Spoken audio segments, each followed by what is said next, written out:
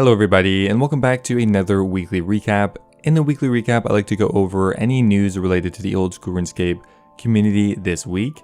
Now this week we did get a content update, more updates from poll number 71, and some new changes to the Ferox Enclave. Now on top of that, we did get the Gielinor Gazette for July, which does a pretty good job of outlining what we can expect from the rest of 2020, as well as there was a really informative modcast with the new product developer Mod Sween and Mod Kiernan. On top of that, I'll be going over anything else related to the old school RuneScape community this week. If you guys enjoy the weekly recaps, I really appreciate it. If you took the time to leave the video a like, always helps out with the YouTube algorithm. Alright guys, let's get started.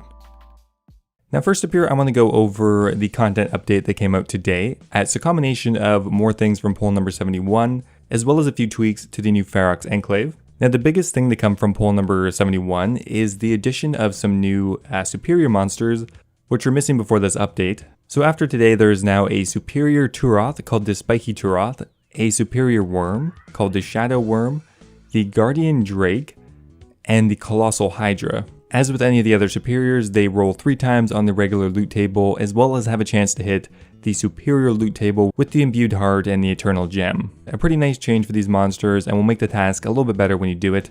Okay, so next up here we have an update to the costume room. It's now going to work in a similar fashion to the tool storage in the workshop. Now, when you want to upgrade the costume room, you no longer have to take out everything in it and building a new one. You're now able to simply just upgrade it. And they also note that they are planning more changes to the costume room in the near future.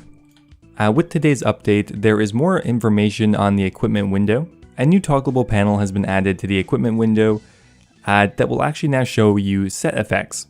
For example, if you are wearing Barrows, Ancestral, Justiciar, the button will only appear when you do have a full set, so if it's not there, don't worry about it. Also, it won't be in free to play as well. And finally here from poll number 71, herb patches will now change to be the same color as the planted herb. Now the Ferox Enclave was released 1 week ago, and there are a few minor tweaks to it. Okay, now first appeared the Ferox Enclave respawn location is now available on free-to-play worlds as well as members. However, you still need to pay 5 million coins to unlock it, even if you're in free-to-play. Now on top of that, Purdue is now going to be present in the Enclave, and he's here to repair some of your untreatable items for a reasonable fee. He can also set you up with your Truver parchments, so you no longer have to leave the Ferox Enclave to do that. Okay, it mentions the rat infestation in the Enclave grows worse, and the Old Night pub seems to have attracted more of them overnight. Now essentially what that means is they've added the rats outside in the wilderness, so that if you want to get a looting bag you can. And finally here they have added in a last man standing leaderboard. As always, there are a few minor bug fixes and quality of life changes, but that's pretty much it for today's content update. Now yesterday we did get the Gielinor Gazette for July, and it starts off with a message from the new product developer Mod Mike D. He introduced himself back in February, but now he has a bit more to say. And essentially he just does a bit of a recap on what his vision is for the future of old school RuneScape. Seems like a pretty nice guy, but he also highlights the fact that because of COVID, a couple of the updates are going to be pushed back. Now here's what's going to be pushed back into 2021. Our next larger quest, A Kingdom Divided, will be pushed into the first half of 2021. Clans and Group Iron Man will still remain in ongoing development, but they won't be coming this year either. You can expect them to be released in the first half of 2021 as well. Ultimately, that's going to give us a bit more time to make sure we get them right, and the ongoing technical work for clans makes it hard to give an exact date. Now they also released a bit of a template on their vision for how they're going to release content over the next year or two. Now let's have a look at it. Now every week there's going to be a regular weekly update. That's not going to change. However, every month they want to do a small update. For example, something like the Ferox Enclave or the Halloween event.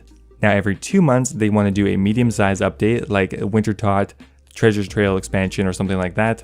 And then 3 times a year they want to do a larger update. For example, the Nightmare of Ashihama or Dragon Slayer 2. On top of that, there's going to be the occasional event style content like Leagues or Deadman mode. Now this is not a defined schedule for what's happening now, but something they'd like to implement in the future. So now down here they have a section for the product status updates. Now first up here we have the Boss Slayer Master. And this was kind of published as a poll blog last week, however they're going to be shelving it for now. After much discussion we decided not to pull the update in its current form. We're going to be going back to the drawing board, and we hope to present something different for you in the future with a new design. However, it most likely will not be this year. Okay, they mentioned a bit about leagues, and I'm pretty sure in the Q&A they actually have a bit more to say about that. So we'll leave that for now. We have early game improvements. They say they're just wrapping up a couple of last tests for both the tutorial and the adventure path system. So it looks like we're going to be seeing that update fairly soon. Now for clans, work is continuing between engine and content development. A new system is being worked on currently that allows a clan leader to abdicate their ownership to another player, or have it removed after a period of inactivity. Currently that's being worked on. As they have mentioned before, Group Ironman will kick off right when clans is more developed and finished. Now in the PvP section, they mentioned that they expect to make changes to PvP on August 6th, which is going to include plans to resolve Bounty Hunter and the Revenant Caves. So they are taking another swing at it. We can't say they haven't tried at least. Now they have a bit of a section on Soul Wars. They said it's going to be the next big project for the Wardens once they finished up on Leagues 2. Currently they're brainstorming ideas for new rewards, as obviously the old ones don't really work for old school. They are looking for ideas though, so send them in if you have some time. And that is pretty much it for the status updates. Now in the Gielinor Gazette, they propose a new rework to the costume room. Now the costume room has long been a sore point for a lot of players. Now the system was designed about 15 years ago now, so I think there's some improvements that can be made. Mainly just some quality of life improvements. For example, right now you can't store incompleted sets, but with the update you would actually be able to put in individual pieces, which would be pretty amazing for Ultimate Ironman. Okay, never mind, they're not making a change for Ultimate Ironman apparently. Well, regardless, it's going to be a nice quality of life change. Now at the bottom here they have the first prototype for Soul Wars with a placeholder cow boss, which I think is pretty cool. Now under the ideation section, they mention how some of the biggest updates of the year actually started as an ideation day project, which pretty much is just a day for the moderators to try something new, not part of their schedule. Now the first thing they talk about here is quests, and one thing that Mod Ed came up was the idea of Twisted Tales. They'd be short standalone quests within the region of Great Kurand and Kebos, the point being to make the region feel more complete and linked together. One example is the quest Getting Ahead, a short quest which you are tasked with bringing back a head of a deadly beast. Things get a bit complicated, however, when the beast turns out to not have a head already. In addition to that, they'd have a few other things like murder mysteries from ancient religions, and they have plenty of other ideas for small to medium-sized quests. They also mentioned that there's a few ideas pitched for following up on the Throne of Miscellanea and Royal Trouble, and a proposed expansion to the Kingdom Management System. And in addition to that, they're looking at potentially continuing the Elemental Workshop questline, and they already have a bit of a prototype for a potential puzzle. Another proposed idea is something called Nightfall, which is a never-ending wave-based challenge, similar kind of to like a zombie shooter, I guess. As you progress, you will earn better gear and more supplies to help you fight off the horde. Or even other crazy things like a player-owned restaurant minigame. You would set up a restaurant in your house and train cooking by serving customers as quickly as you can. Okay, so there are a bunch of ideas here, but finally they have skilling. Now guilds are a very nostalgic part of the game, but let's be honest, most of them are not actually very good. Now a few mods came together and proposed a new set of updates they called the Great Guilds of Gielinor. These come in two main parts. First, a selection of improvements to some older guilds such as the Cooking Guild, Ranging Guild, and Crafting Guild. These would come with new skilling methods, new rewards, and new items. Now secondly, they'd also propose a number of brand new guilds. For example, a smithing guild where you'd be able to train smithing through the new smithing contracts. Also a construction guild which would come with a communal area for producing flat packs, as well as ideas for a runecrafting guild and even a herblore guild. Now they just had a ton of ideas they're throwing out here. None of these are necessarily going to even be polled, but just let them know your thoughts on it. And that's pretty much it for the Gielinor Gazette for July. Okay, and finally here, I'm going to do a quick recap of this week's Q&A. I would highly recommend going and watching it. It was very informative. Okay, the first question here, why is clans and Group Ironman getting delayed? Well, there's not a huge explanation for it. It's just going to take longer than what we thought. The clan system is very technical, so it's kind of hard to give an exact completion date, and they want to do a good job, so they're pushing it back. Now, if we remove smaller updates, can we have clans earlier? The short answer, no. They have shelved the boss slayer for now, and Mod Sween actually kind of reveals something kind of funny. I'll just let him say it for me.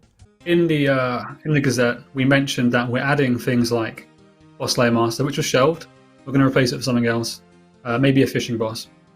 The question is, if we removed those small and medium things, could we still get Group Iron Man and clans out? You just said the words fishing boss. We hadn't actually said what we're doing with fishing. You know what? So from How the has that script, happened? from the script, it could be a duplication of the word boss in Boss Slayer Master. Obviously, I've been on holiday for a week, so I've seen the script. We just ran through this. So it does look like maybe that wasn't supposed to be mentioned just yet. Maybe that was a bit of a slip up, but still a pretty interesting idea. and it does appear, based on the reaction, that they do have plans to work on it. Now continuing on, they talk a bit more about skilling actually, and some future updates.